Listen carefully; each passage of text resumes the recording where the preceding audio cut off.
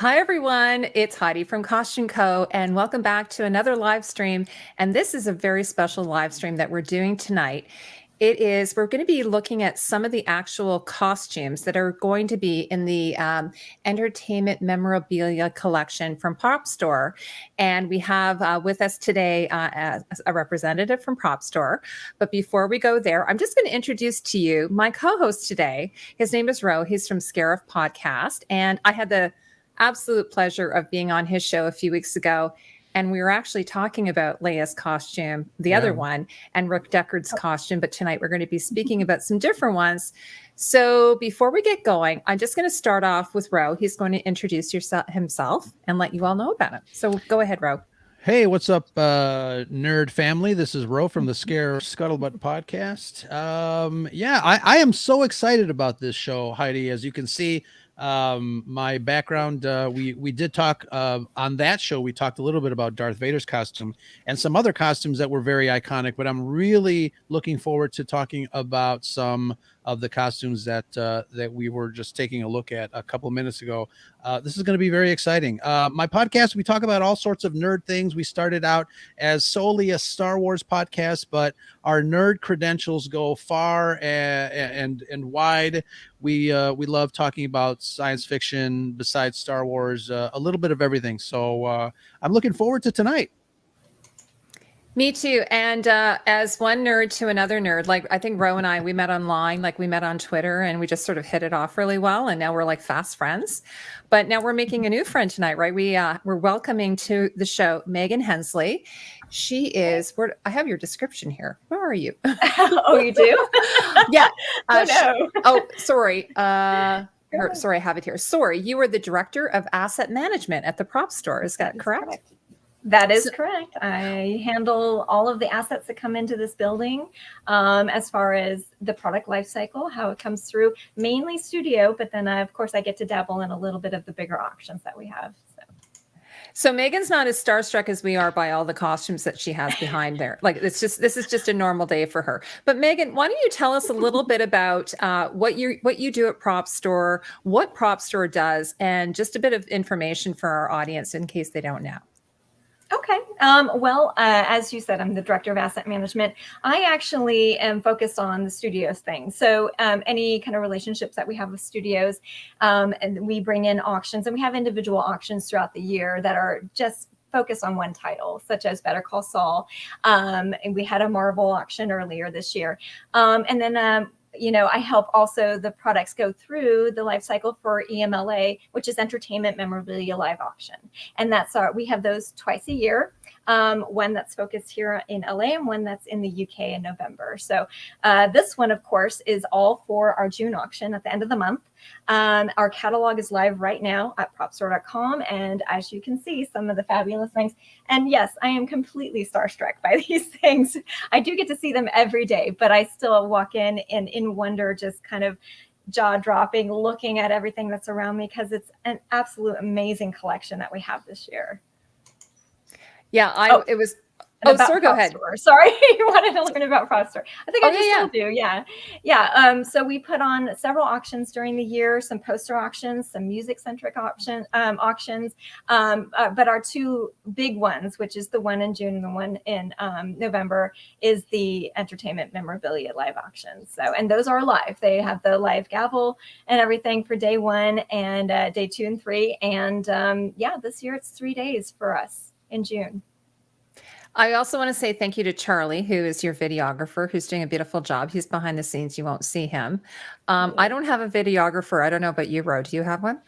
I am the videographer. You're your own videographer. I just have a webcam. So this is, we're very low tech here.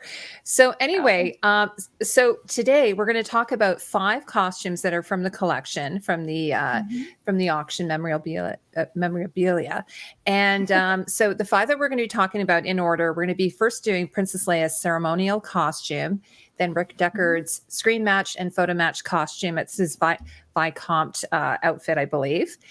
And then it's a set. So we have the fedora and the claw that are Freddy Krueger, and then Peter Quill's Star-Lord helmet. And then finally, we're going to do Michael Keaton's Batman costume, which is really timely, guys, right? Because there's a new movie out, which Michael Keaton is reprising his role of Batman. So that makes it all the more exciting, Maegen. I don't know if you've had some response because of that.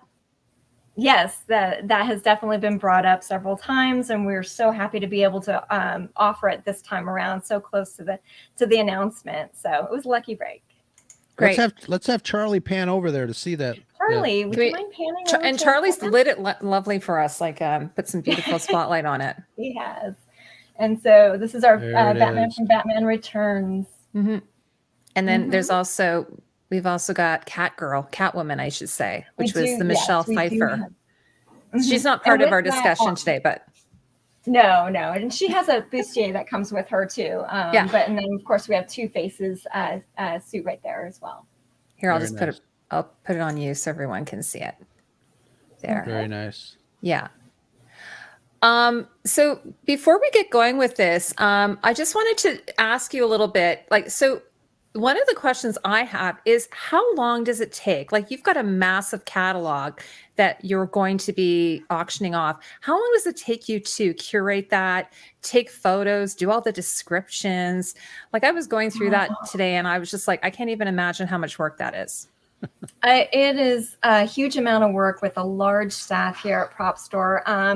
They start directly after every auction. So even at the end of this month, they'll start, collecting things and doing some reach outs and everything like that for next year's June auction. And we do participate in the UK auction as well. So they have already collected and started the process for those. Everything that comes in gets photographed, gets copied, everybody touches every piece that comes in through here. So it is quite a process. And it takes about a year to get everything all bundled up and to create this beautiful catalog that we produce every year. It's really, really heavy too. It's very heavy. But I mean, you can imagine this is just a nice book for history. Everything that's in here is got some great pictures from our photography team, very clearly described in here. I mean, it's a collector item in itself. Yeah, and then I even for instance, Princess Leia, there was a sub book, there was a link. Oh, you have it there. Okay, yes. So there's a companion manual with beautiful photographs. Yes, exactly. I mean, this is one of those things that you get with the catalog. Mm-hmm. I mean, it really kind of goes into depth, the source of the dress, where it was or how it was made, the draping, everything that you would want to know as a costumer, which is kind of nice. It doesn't have a pattern in it, which, I could always do that myself, but who can drape this so well as the original costume designer? Nobody that I know. These are just amazing pictures with screen matched elements. I mean, just zoom in on that one if you can. It's just an amazing, it's so beautifully made. They even made a custom mannequin for it with this lovely hollowed out, so you get the sense that she's here, that she's wearing it. It's so beautiful. I love this dress. And when you get your catalog, you have a huge amount of information, huge amount of original photos from the production that you can see. It's this dress. It's screen matched. It's beautiful. Yeah. Do you mind, Maegen? I've got I took just a screen grab from the catalog, the main catalog of Leia. So there's that full description there. And then there's some really beautiful close-up shots and a rear shot, which I had never seen a rear shot. So that was the first time I'd ever seen what the back of the gown looks like. So that was pretty amazing. Ro, do you have some questions? Sorry, Ro, do you have some questions for Maegen that you want to ask? It's interesting to me as a Star Wars fan. I've been in this world for many, many decades, having seen Star Wars in the theater in 1977 when I was a kid. There always seems to be new pictures and new images of either costumes or scenes and stuff like that. And obviously some of the shots when it comes to costumes come from the costume department in the movies. they're called continuity shots. A lot of times they're taken with Polaroid because they want to get them done, quick, as reference in between shoots and things like that. So I'm always amazed to see brand new images of such an old property, such an old IP from these movies, and it amazes me that we are still seeing new material coming out from this movie that is 40 plus years old. Heidi just mentioned that she's never seen the back of Leia's costume, and neither have I. I mean, I was flipping through the PDF of the catalog, and my jaw was on the floor the entire time. Right. Exactly. And you wouldn't even know that her belt had an extension back there, that there wasn't that piece. I think there was originally, but it looks like it was just made to be adjustable. Sure. I haven't actually, I can't touch it. I don't have my gloves on. I haven't actually felt back there, but this is a leather piece. I mean, the detail is just, beautiful. And to be able to get these shots and to be able to show everybody what they look like, I mean, that's kind of artwork in itself. And so Brandon, I believe, worked with the copy team and with Steven to create this. And it is chock full of good information. Even if you can't get the dress, just having this is kind of a nice thing to add to your book collection. Absolutely. Quick question. Have you seen, so I know a lot of times costume designers, for the most part, they don't do like a complete thing, like the belt there. It seems like it doesn't go all the way around. There's an extension. Like if you were to design something and you realize that maybe the director's not going to do a complete, shot where the character needs to turn around, so they only design certain aspects of a costume. Do you see a lot of that in the costumes that you've curated? Do you see stuff that may be incomplete or pieces that I guess so, because when I go to conventions, there's a group called the 501st, and these guys are costume makers that create costumes that are probably 10 times better than what you see in the film, because in the film, obviously, you're not really, the audiences are not really, going up to the costumes and touching and feeling. They just have to visually look good. You take a look at some of the outtakes from Star Wars, the original movie, and the stormtrooper belts are falling off. The things are not quite fitting. But the 501st, I mean, everything is like top notch, like you're in the real world. These are real costumes. But I know the manufacturers of some of the movie costumes don't go that extra step. Obviously, they have to save money. The budgets are what they are. But what are some of the things that have surprised you when you bring in a new costume and you say, "Oh, it's not what I thought it was going to be"? A couple of things.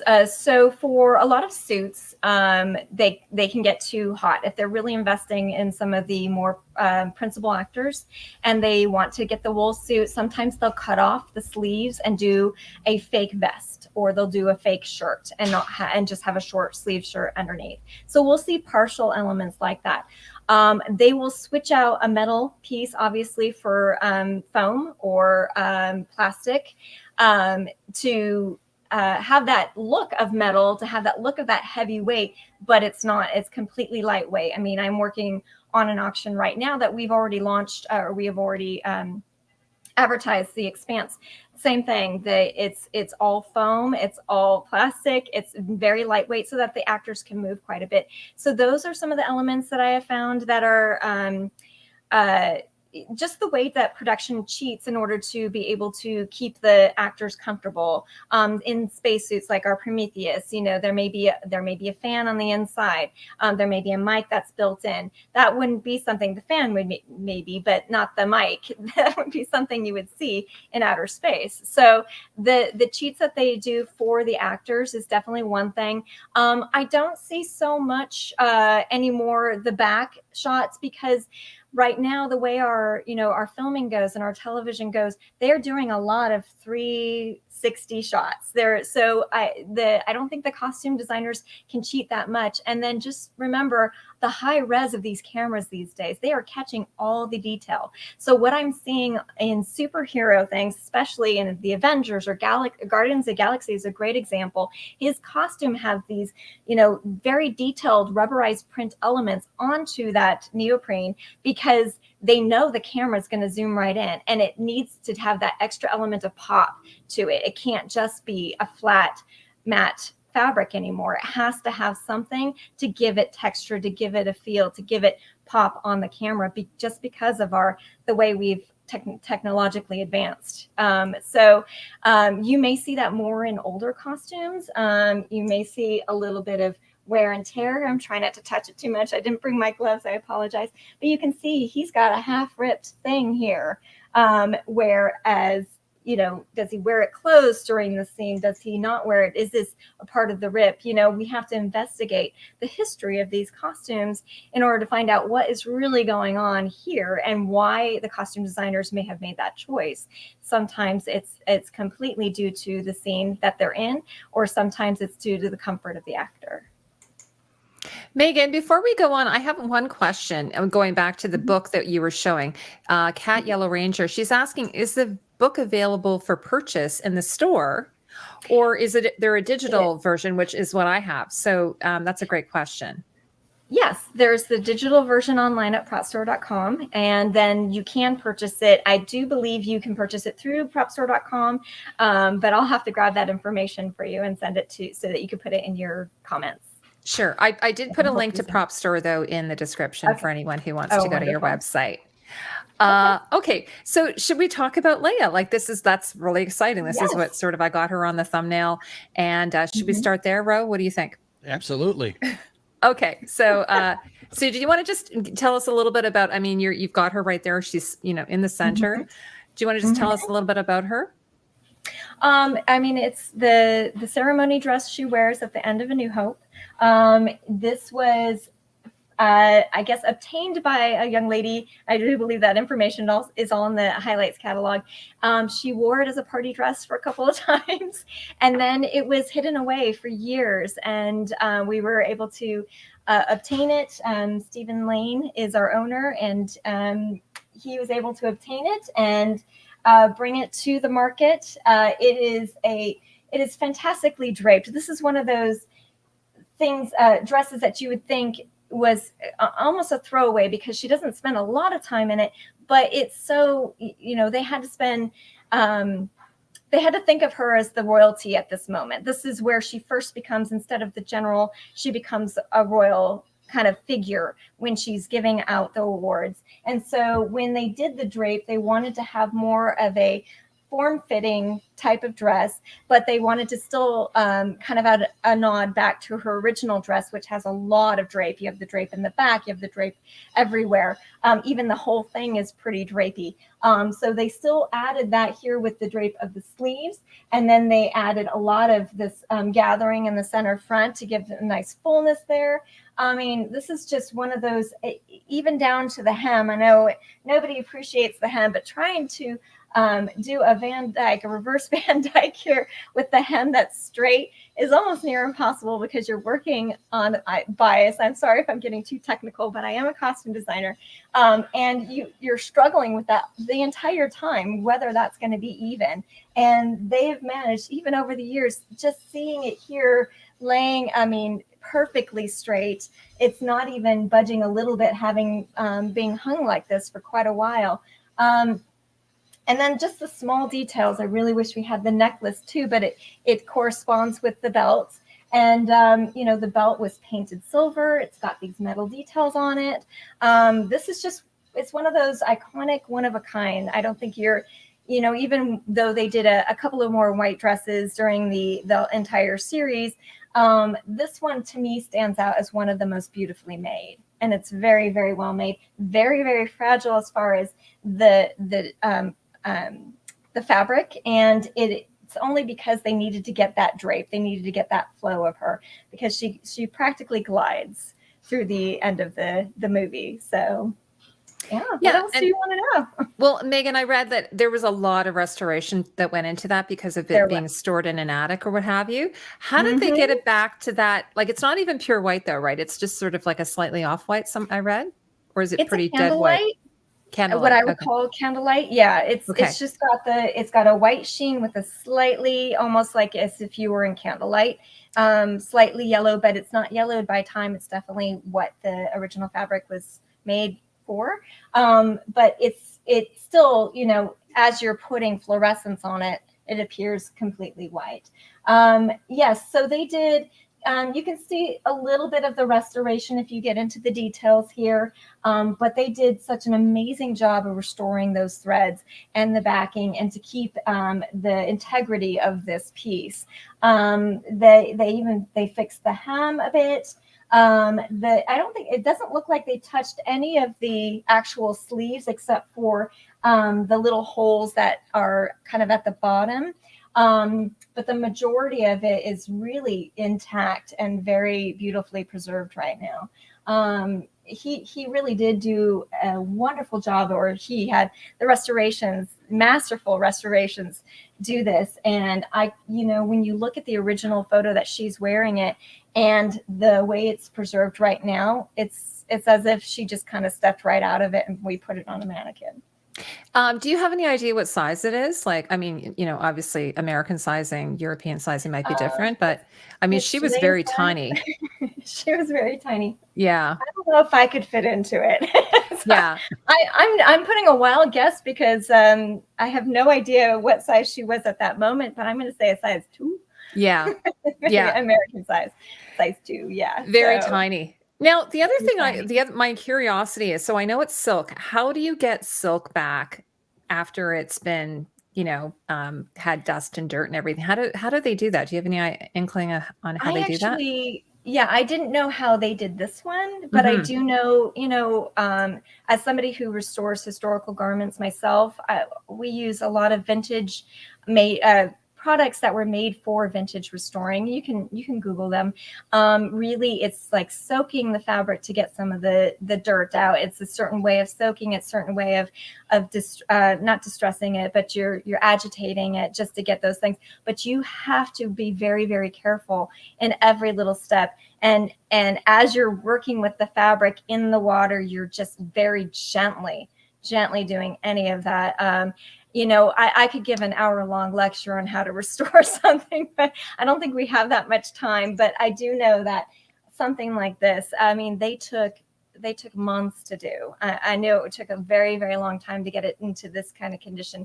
And I'm so happy that they did, because it's a beautiful piece. But there are ways that people can look up, and there are there's a lot of information on there if you just look up antique restoration. Even though this is still considered vintage, they used antique techniques to restore these things in order to make sure that the quality of it is still sustained.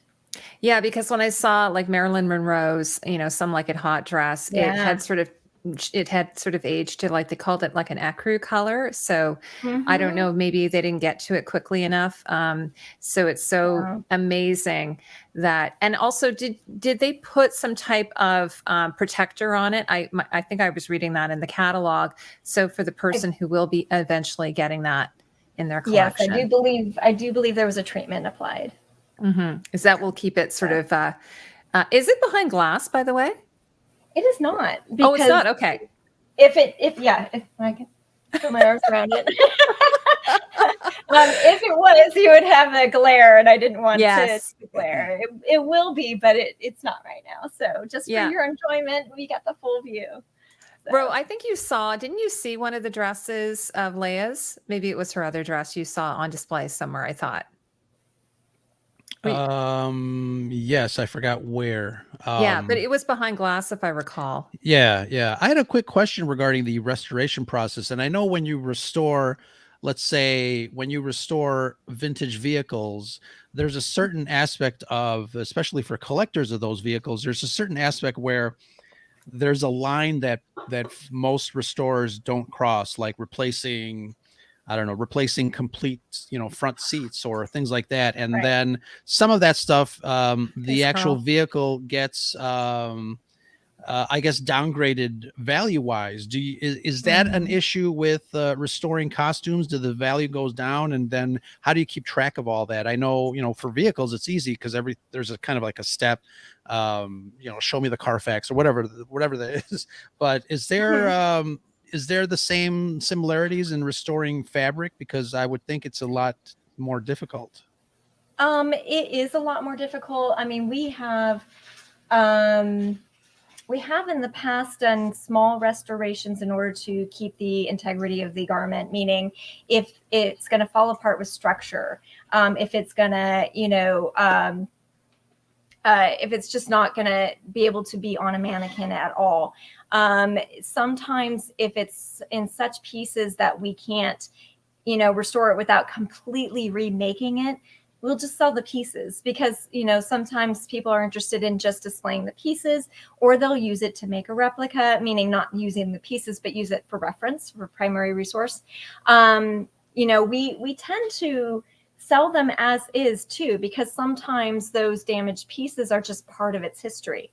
Right.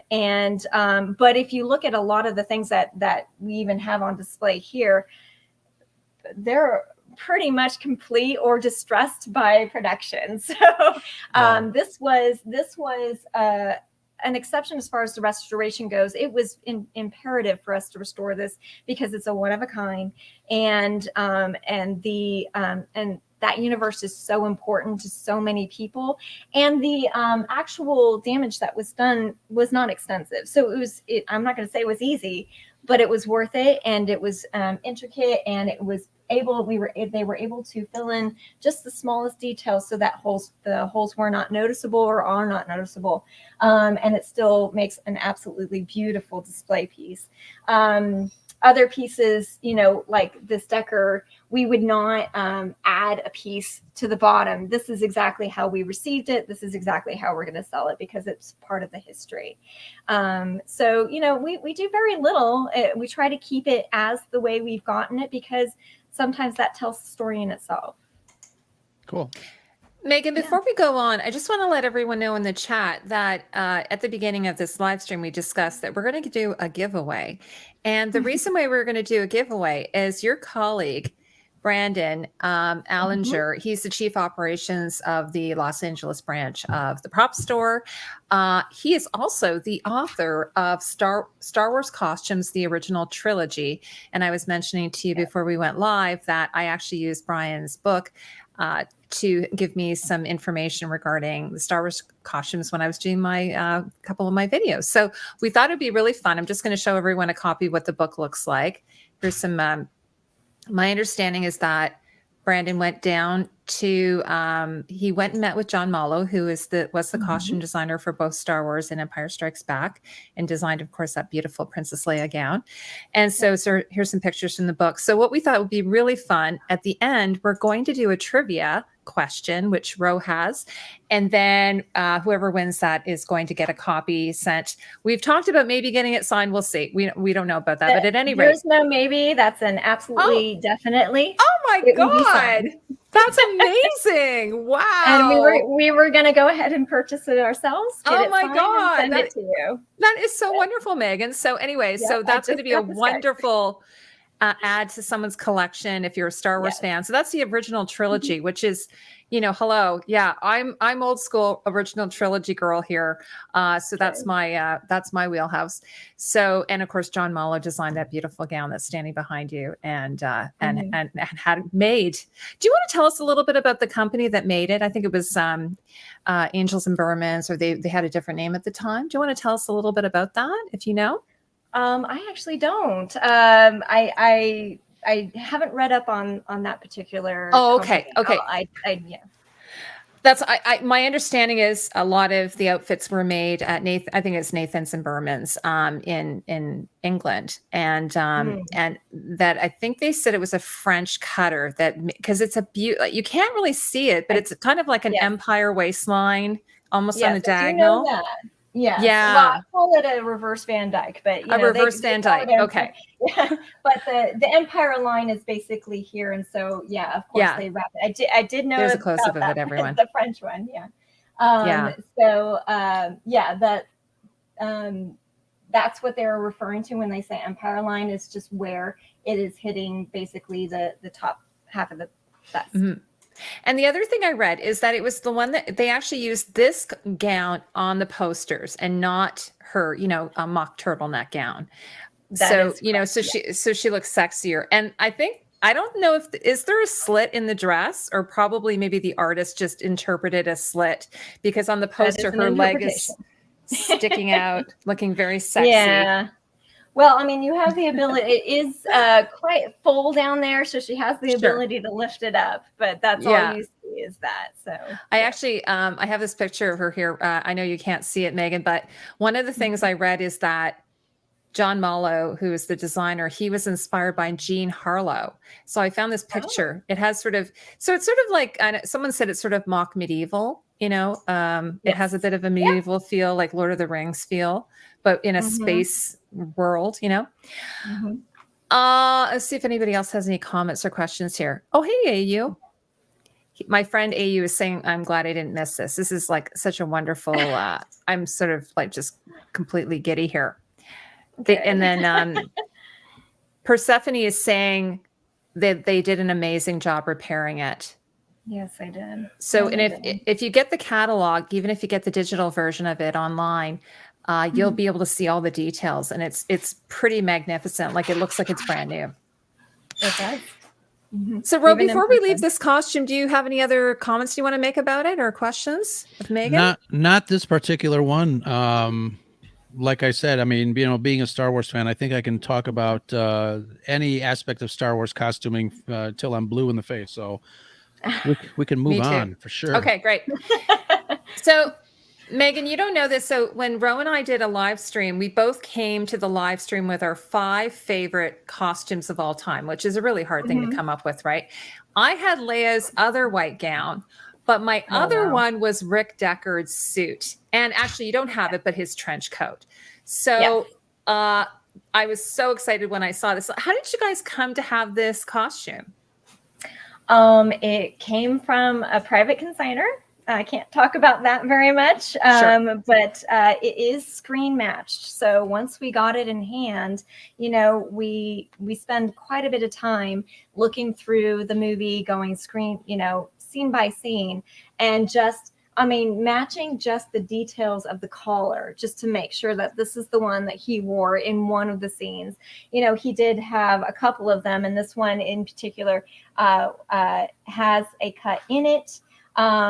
And you can even see some of the blood work here that was done for the distressing of this garment. I mean, and it's an incredible piece, because you forget that he wears it because he's got that trench coat on so much. But then when you look at some detailed shots of him, you can see the pattern of the shirt. I mean, it's just a fabulous suit altogether. And we even have his shoes, which I know you can't see very well. I'm sorry. Oh, yes. I think I saw the shoes in the catalog.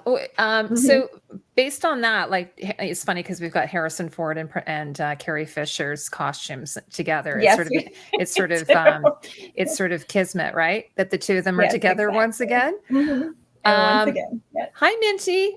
Persephone's asking, when will they be holding it next? So basically Maegen, I believe you said this is your office, and then these costumes will be moved to their final destination next week. Is that what you said? Yes. My house. They're going to Rose's house.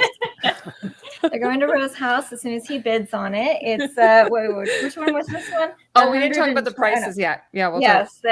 80,000 to 160,000 for this one. So so our auction is going to be at the Peterson Museum. June 27th. I don't know. June 28th through the 30th. So I'm there all week, so sometimes the dates get missed. But that's where this is going to live for just that short period of time. And then it's just going to come back here and wait for its new owner. Okay, so once the auction's done, everything comes back to your office, and then they get picked up or shipped out, I guess. Shipped out.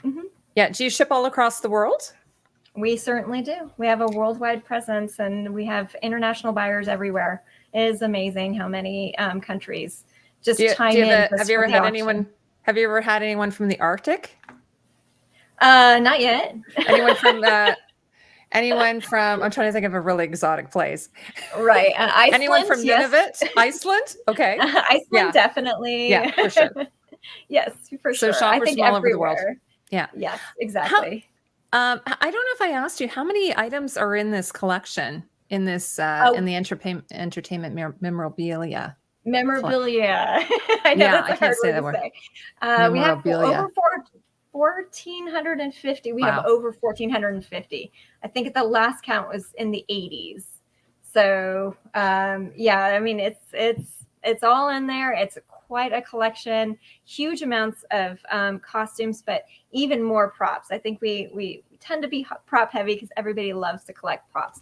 I love to see all the costumes though. So Me too. That's my favorite. yes, exactly. One of the things I want to say is, and I have said this before, not to you obviously, but to other people, that I think in so many ways you guys do incredible work. I mean, obviously, people want to sell their costumes to make money and so on, but the idea that you get all of the information, you get really detailed photographs, and then it sort of can live on, like even if it goes off to a private collector, we as the audience, we as lovers of these movies and shows can live on, can live through these photos and these, this documentation that you've done.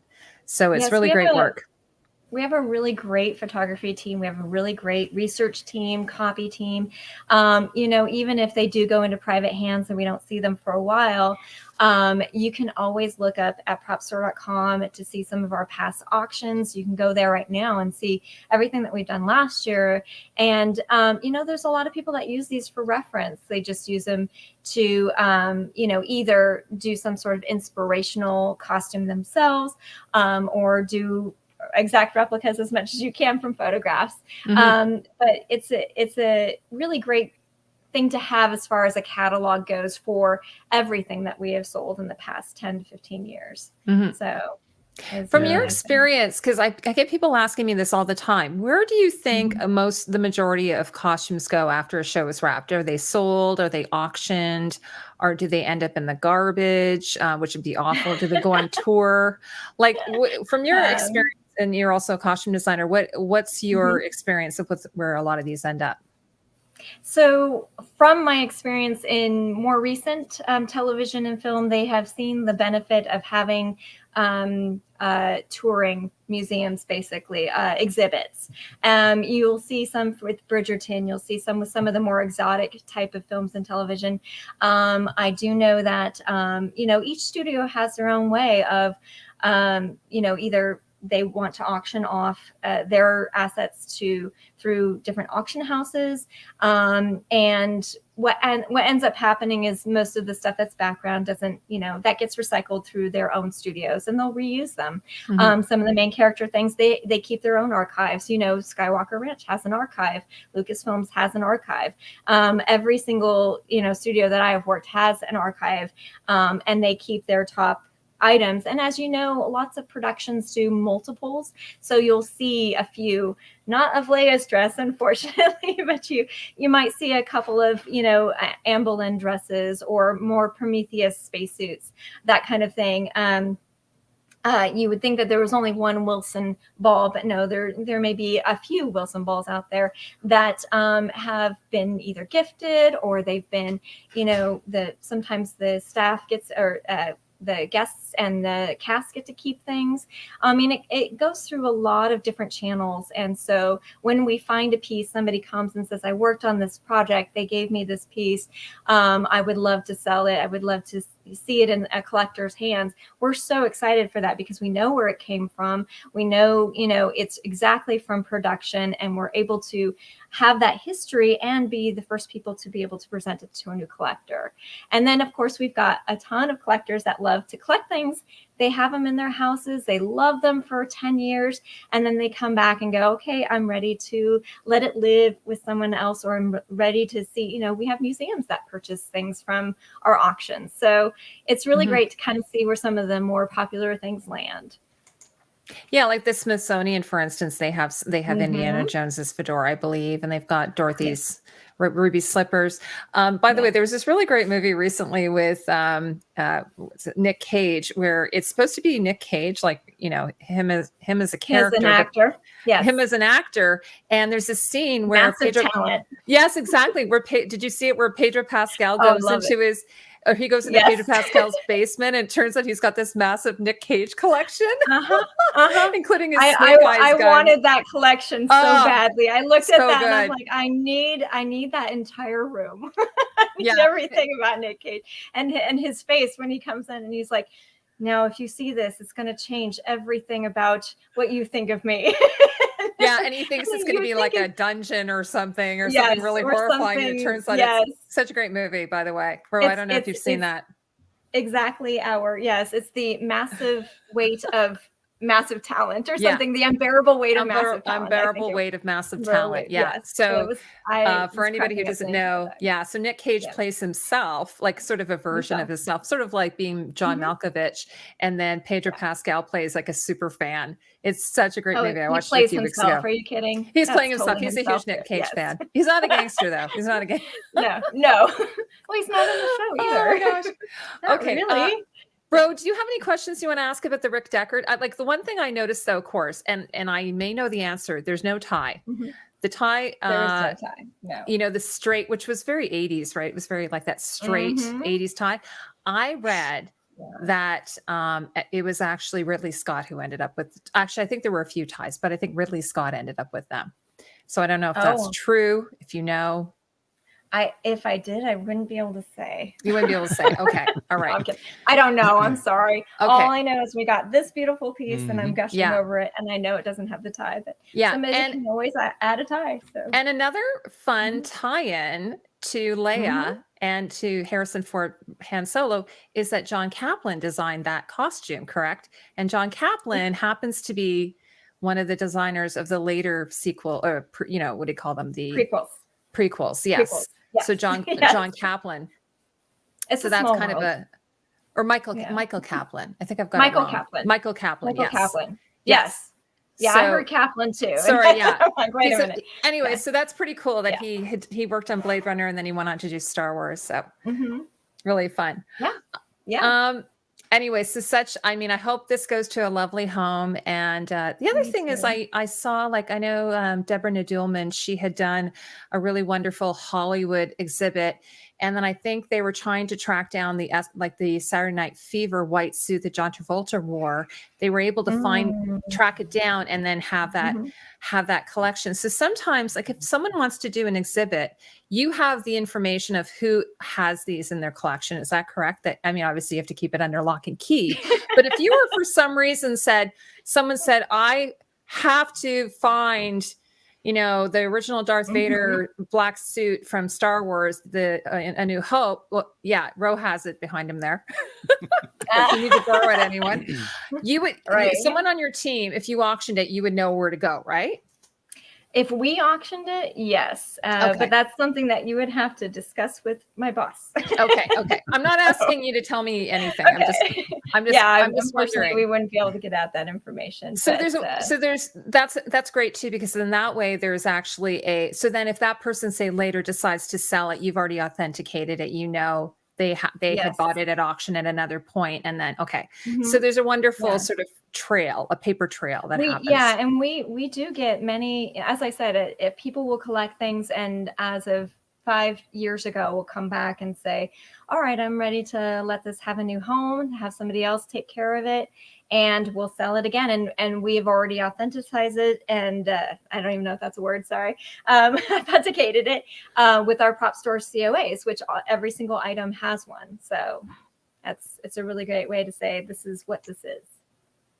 Okay, great. So do we want to go on? I'm keeping you so long. Sorry. Should we go on to Freddy Krueger? And I know, I'm not a Nightmare on Elm Street person per se. My best friend is a huge Nightmare on Elm Street person. Ro, do you love Nightmare on Elm Street? Yes, as I was telling you before we went on the air, my friend and I, we built a set of Freddy Krueger knife hands. We used butter knives, and we taped them to a work glove, and we chased children in the neighborhood. Unfortunately, the Chicago Police Department took the knives because I guess they seemed they deemed them to be dangerous.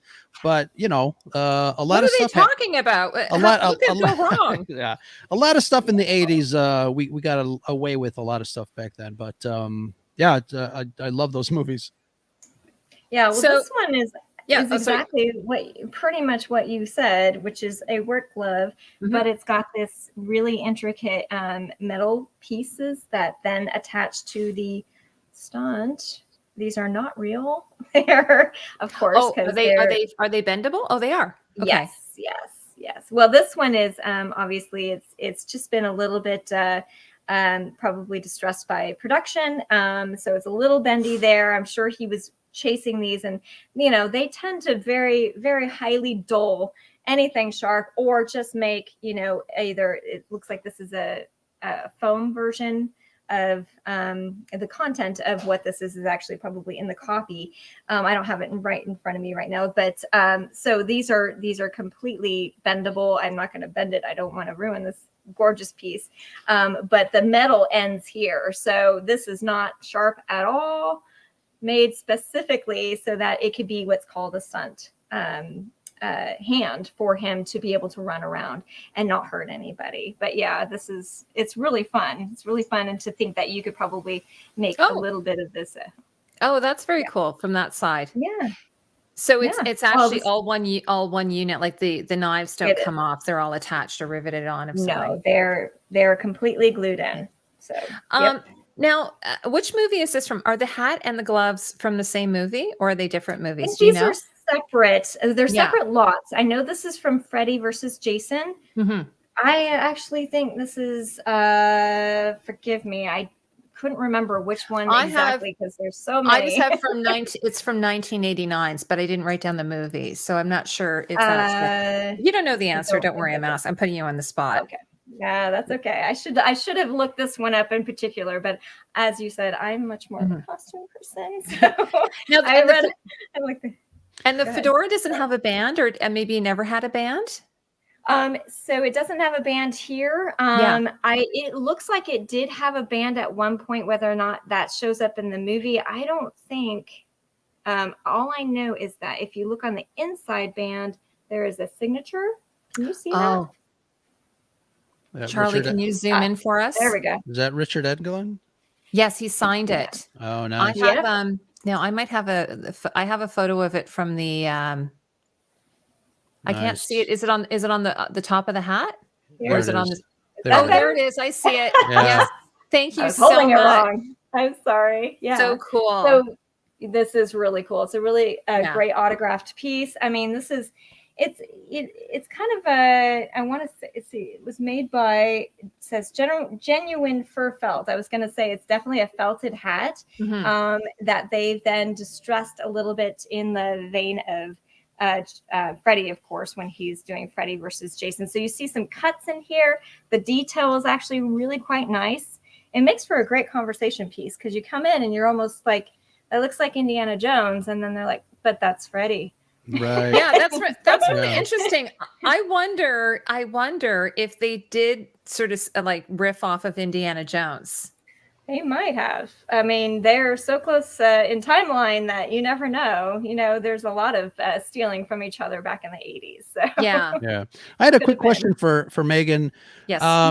It seems like this job really makes you a fan of movies. If you weren't already, you guys seem to do a lot of research. What was your experience with movies coming into this job as a new, as a newly, I guess, anointed, director, But are you a fan of movies now because of this, or is it just these are just items that were in movies and that's how you look at them? Well, I'm an 80s child, and I think that the best movies came out in the 80s. And so you can't live in that era and not be a movie fan. You spend your whole 90s watching movies and watching the new televisions that come out. Honestly, I've had a lot of I've been a costume designer since I was 12. So I've always dove into movies. And before this, I recreated movie items for a living. So I was a director of soft goods production for another company. And that's how I got into this. So I would go to studios and I would copy, the pattern and do all the research for that particular garment. I would, draw a sketch of this, get all of the measurements, get what the fabrication is, get what, how they made it, even the Pantones of every single bit of this. And then I would recreate it. I would have the fabric made. I would have the pattern made. I would have a sample made. I would have the whole thing, 300 units shipped to you.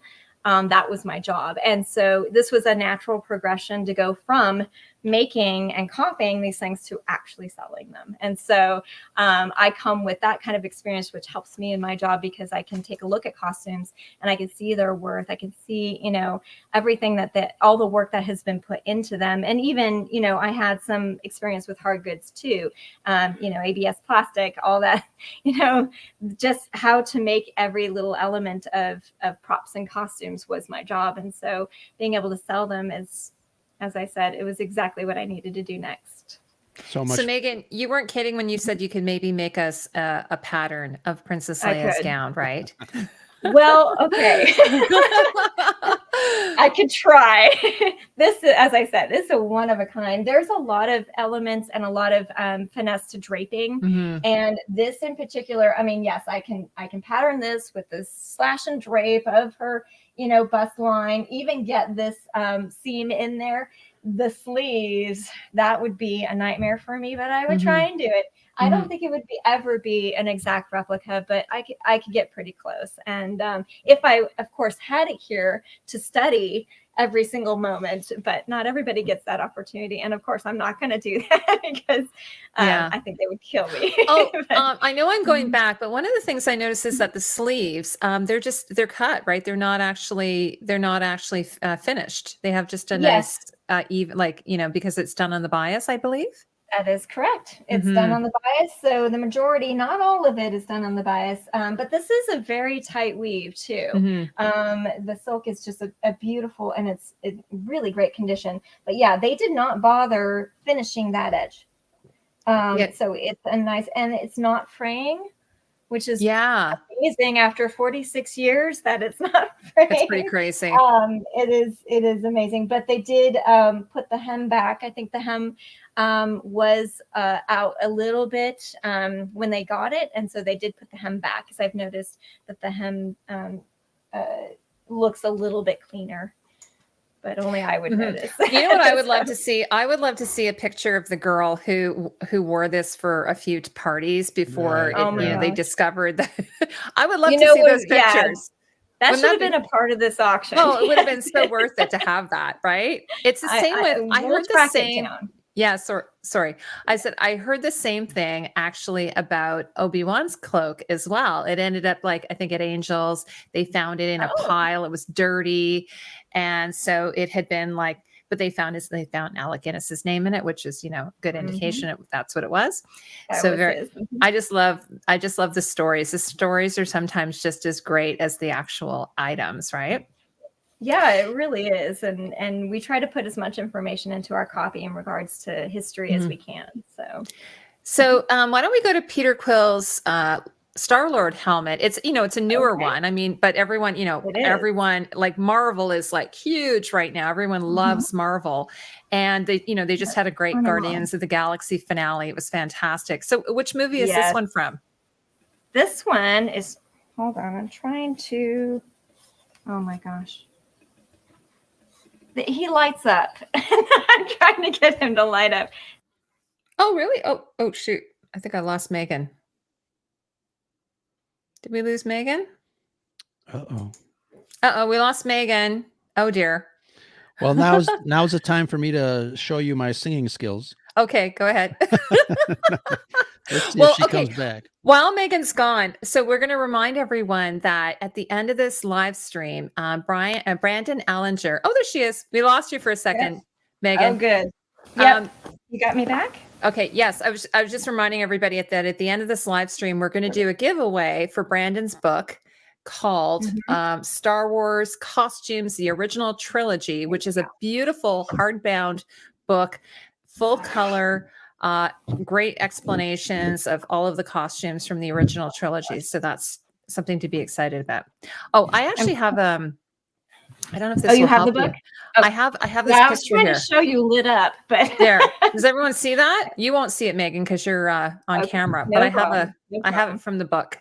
Oh, So and in the picture, the eyes are lit up too. So the that's a eyes lit great up. reference. Yeah.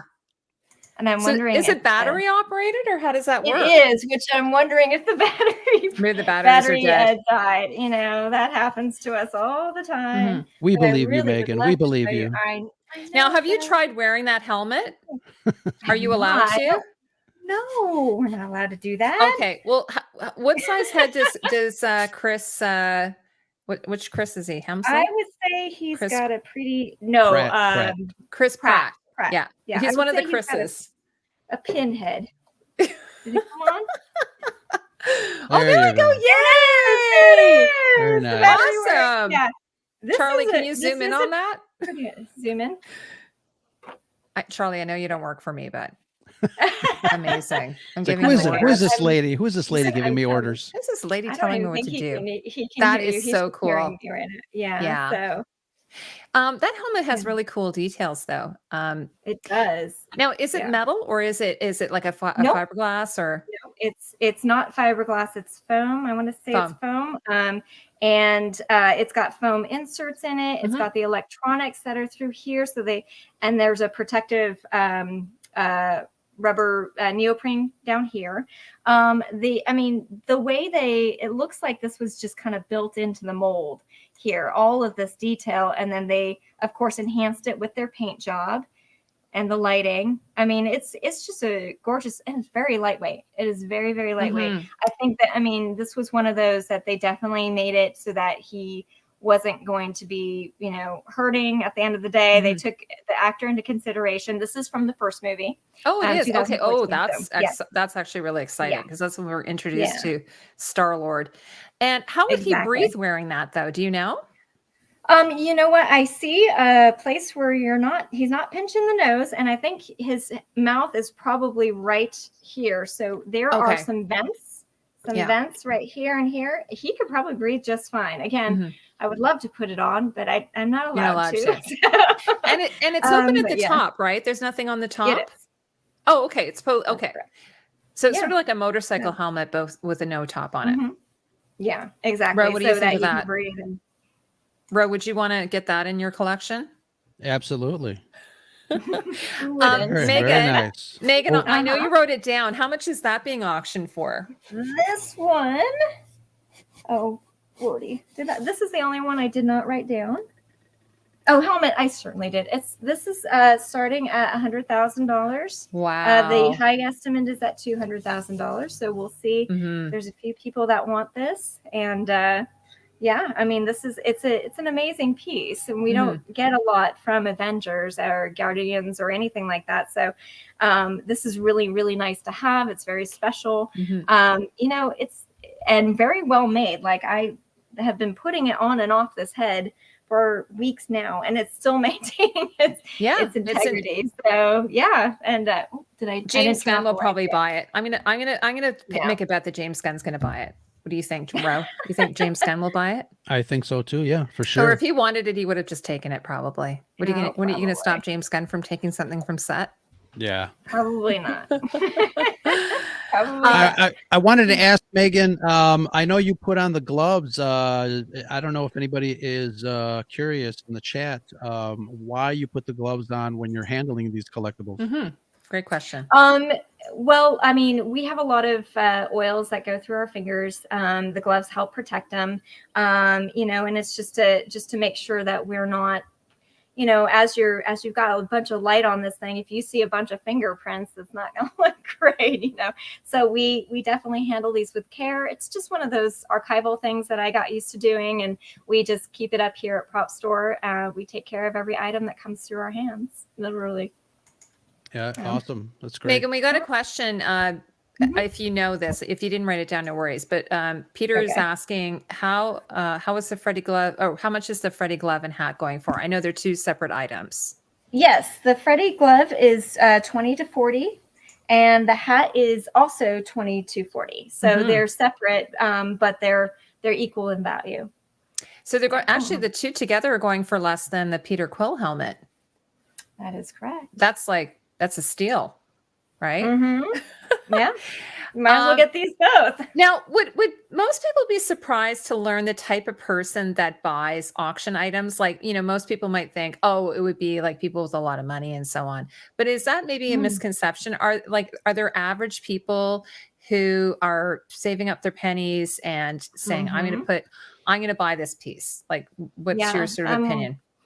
I'm one of them. Every single auction, I want to buy something, and so I go, okay, I gotta save up this much, and then I go, please don't bid on anything, please don't bid on it, please don't bid. And then of course somebody bids on it, and I'm like, and then you end up buying more or spending more than you want to, but you have the piece at the end of the day. I mean, I've started my collection slowly, and there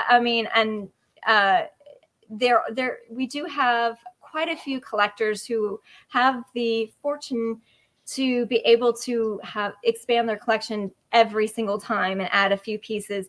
And some have made museums out of their collection. Some just show them off to their celebrity friends.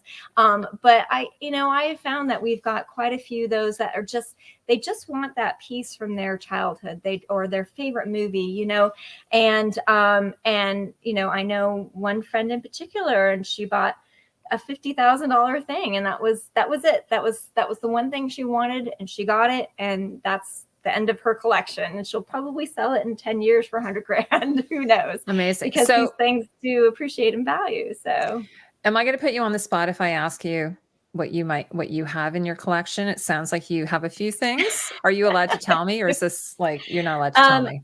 I can tell you a couple of things that I've purchased. Yeah. Okay. Just if you're comfortable with that. No, sure, it's okay.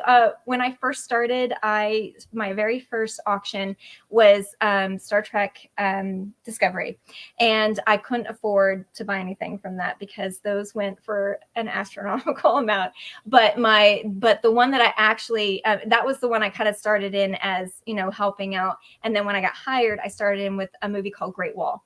Not a hugely great movie, but the costumes are amazing. They're this armor, and they're in 5 different colors. It's about Matt Damon. I was going to say, is that Matt Damon's movie? That's an amazing movie. So what did you get? Pascal. I actually got one of the Crane uniforms, the blue Crane uniforms. Oh, amazing! Blue is my favorite color. And I bid on it, and it was a bidding war, but I got it at the end of the day. It was the last one that was sold. And so that's in my office. And every time somebody walks in, it's on my desk right behind me. And they look up and they go, my gosh. And I'm like, yes, that's my Crane. So, and I have a little Great Wall book right underneath it.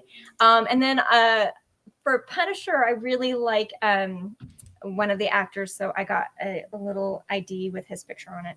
Oh, that's awesome. Like Thomas Jane? No. Is that Thomas Jane?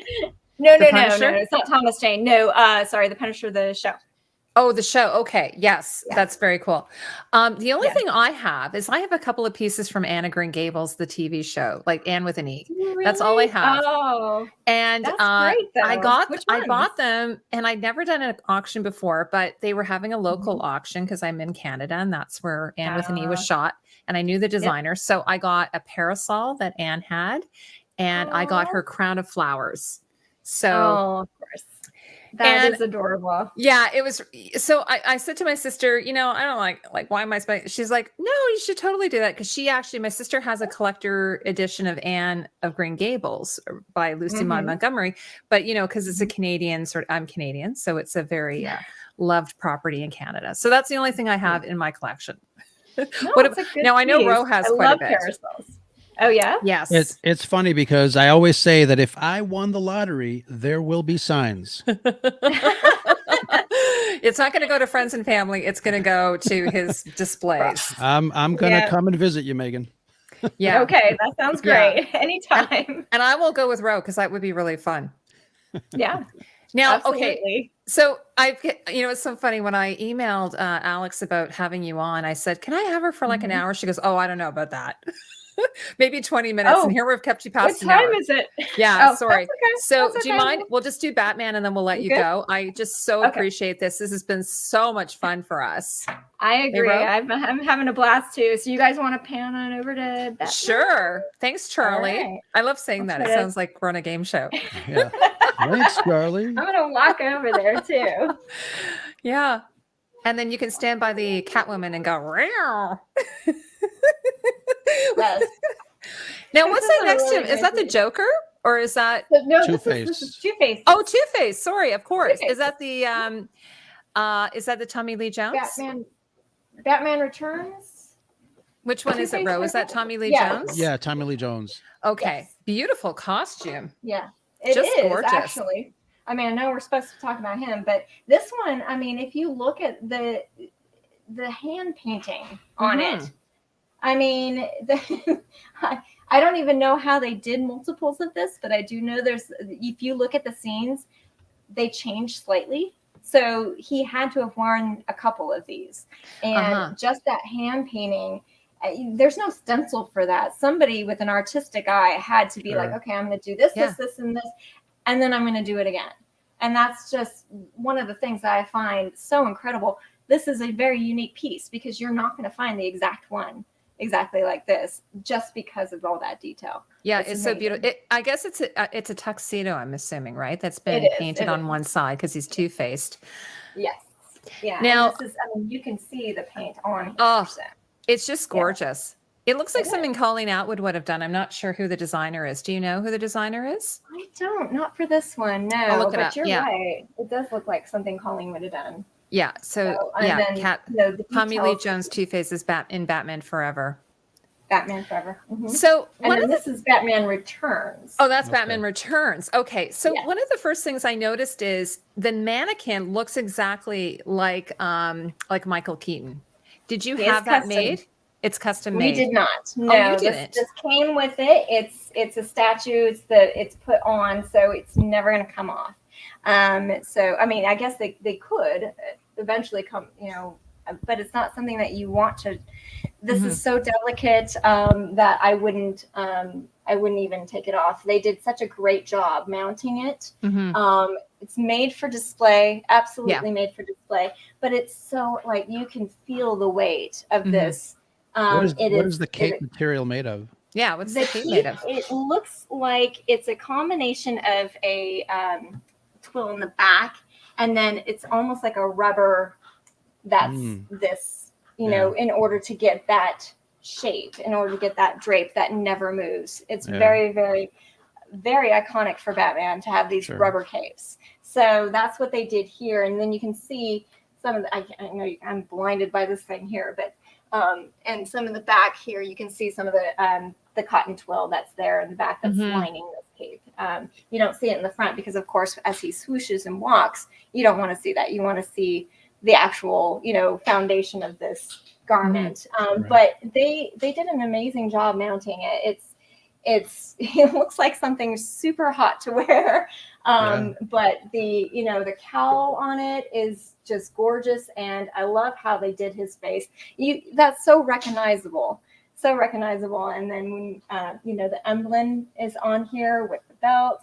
The belt is not, it's still a little bit loose, meaning it's, you can just kind of play with it. It's not meant to be mounted permanently there. And then it comes with, I can't see this, comes with the shoes too. And it comes with a base. So it's all one complete display. Oh, wow. All ready to put in your living room. Very nice. Megan, I know you can't see this, but Peter says, I have a Bruce Lee nunchuck. I think, is it a nunchuck from Return of the Dragon? Didn't make the movie, but used as a prop. Most of my collection are sports. So that's very cool. Nice. Yeah, that's very nice. Cool. I actually had I did a Blade Runner video and I had somebody email me that they had Tyrell's, like there's this sort of like robe he wears in his bedroom. It's a big puffy white robe. If you guys have seen Blade Runner, and he said, "Oh, I have that in my collection," and I'm like, "Oh my god!" You know, I get people who email me that they have things, which is always like so cool. That's great. Anytime they want to sell them, you know, they just give us a call. If you ever want to sell something, you can get it assessed. Now, what's the suit made out of? Is it rubber? Or is it like a poly? It is. Yeah, this is all. That would be so hot. It's a combination of a lot of different mediums, materials. Sure. But, you know, foam, rubber. This is definitely a foam.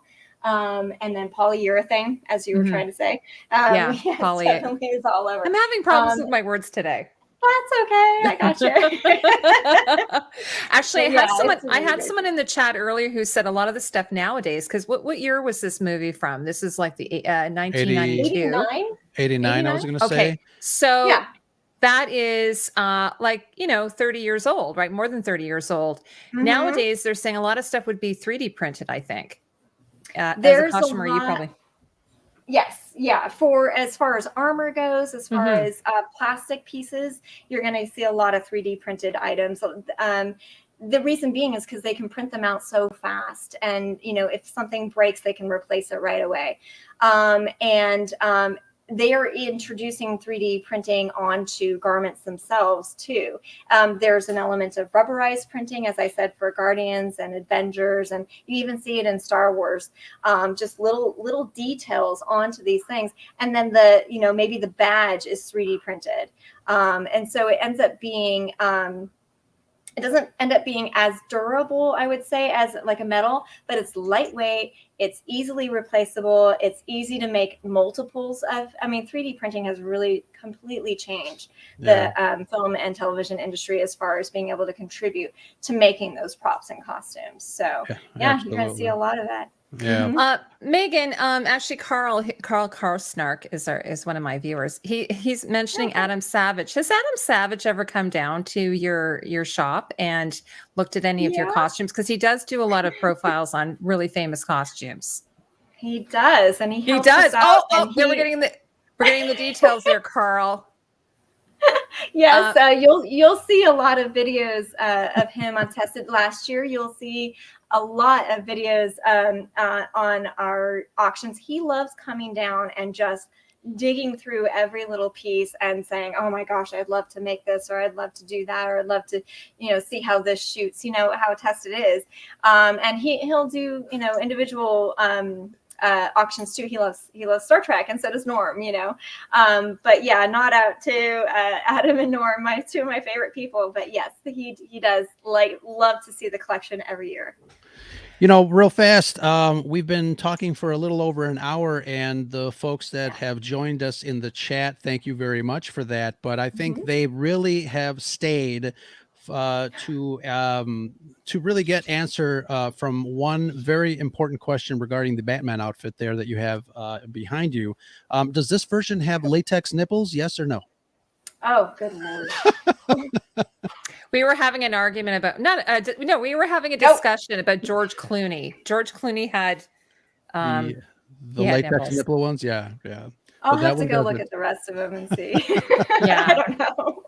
I don't think Michael Keaton would have had nipples. Michael Keaton's too cool for nipples. I think he is too cool for those.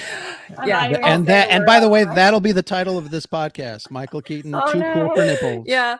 What? We've got a Leia dress. Here, let's pan back. I know. Let's go back to Leia. I actually have to say that I know this is completely unrelated, but I'm so glad that Michael Keaton's back. And so at the top of the show, we were talking about how Michael Keaton is in The Flash as Batman. Yes. So that's going to, I think, bring a lot more attention back to him, because he was a fabulous Batman, in my opinion. And as others in the chat have mentioned, that was Tim Burton was the director. So yes, he was.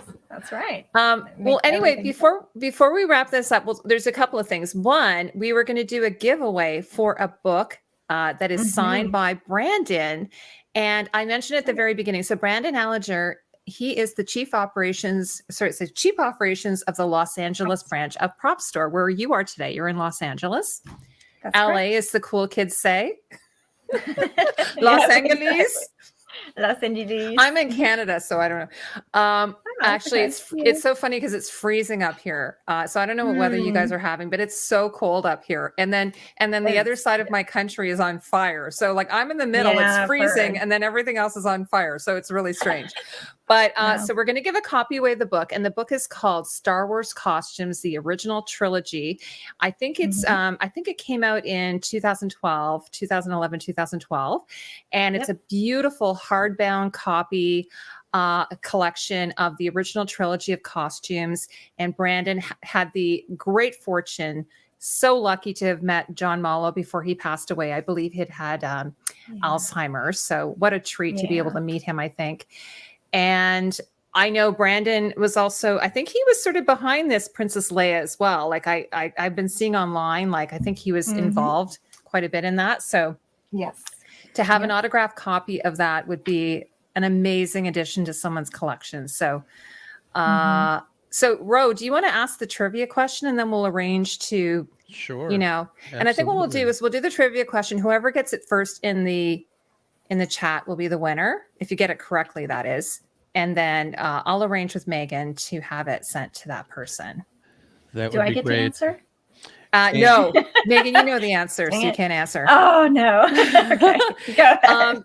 But Megan, don't you work with Brandon? He can give you a copy. I'm sure he would give you one if you asked him. He already did. Oh, he did. Okay, there you go. I have one.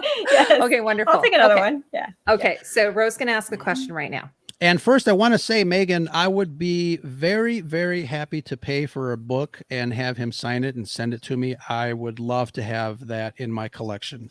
Please, let's make that happen. I will see what I can do. Absolutely. Very nice. All right. So this is such a great giveaway for folks in the chat. I have a picture of it here, by the way. Let me just show it before we hand it out. So here it is. And Leia herself is on the cover. Very nice.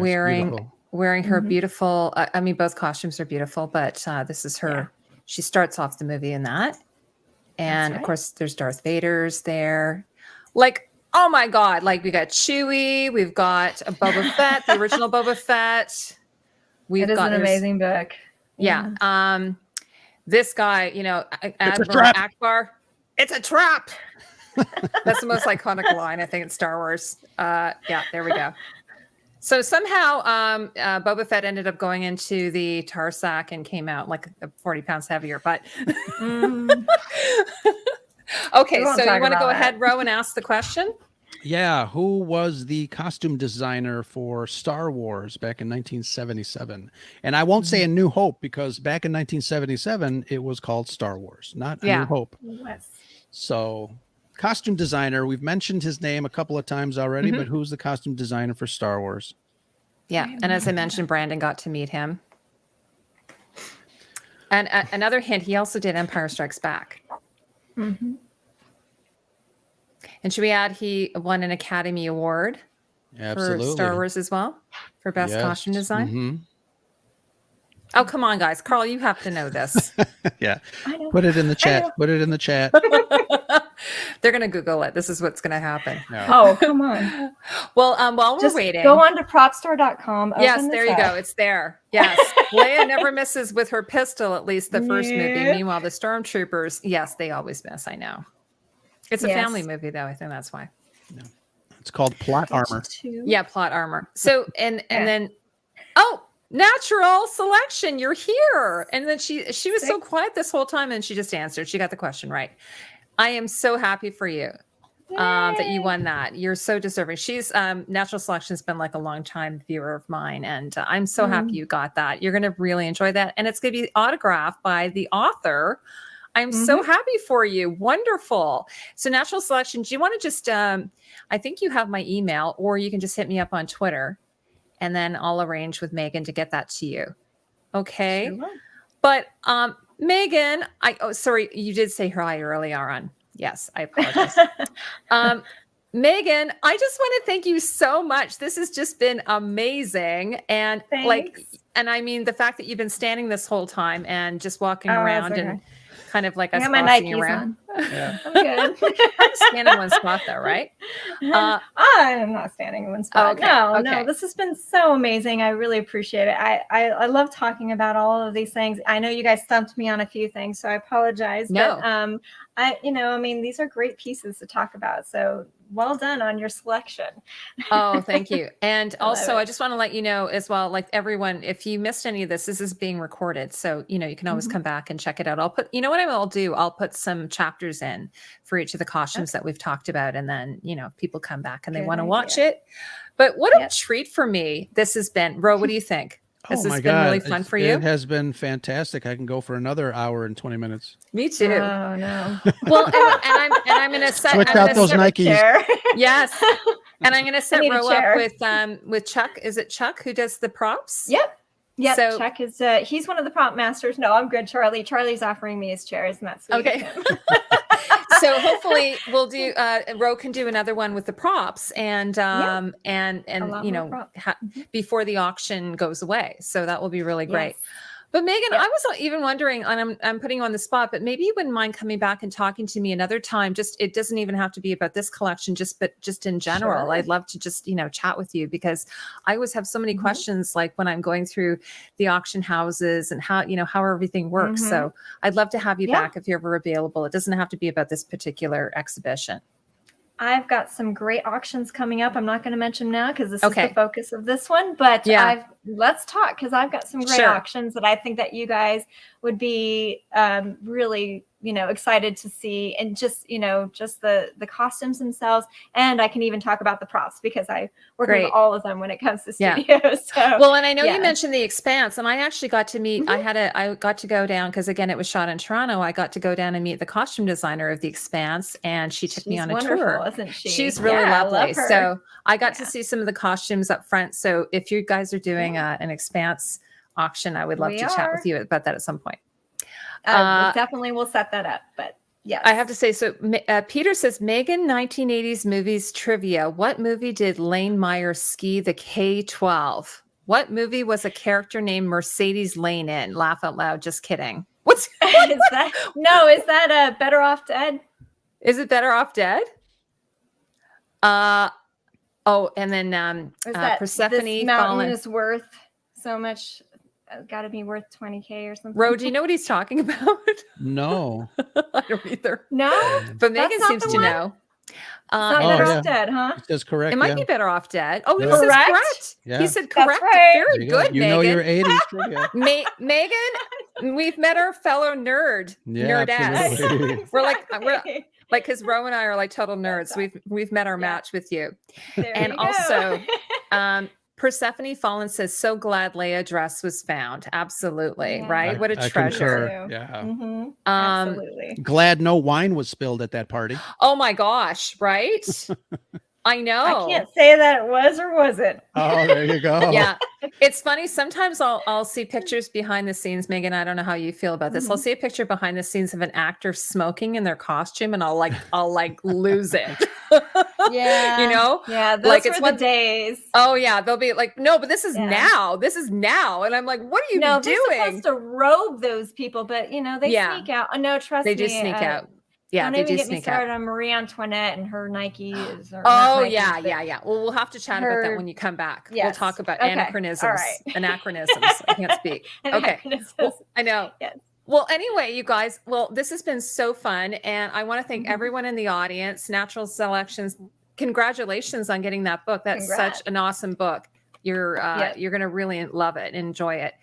And anyway, and Ro, I think I mentioned this to you. I'm taking a little bit of time off this summer, Megan. I've been doing YouTube for 6 years. So I'm going to take a little bit of a Wow. break over the summer. And then I'm going to be back like Okay. full time in the fall. So we can hopefully hook up at some point soon. Yes. I'll do make it. an exception for you, Megan, though. I'll do a Thank live stream you. with you I anytime. was going to say, okay. I'm gonna have to Okay. plan this out now. Yeah. So anyway, and if Justin wasn't here, but I just want to say a shout out to Justin as well. He's like my editor. So thank you so much, Justin. All right. Well, everyone, take care. Have a lovely evening. Thank And Nice see you meeting soon. you, Megan. It's nice meeting you too. Bye, guys. Thank Bye-bye. you. Bye. Bye, everyone. Bye, everyone. Bye.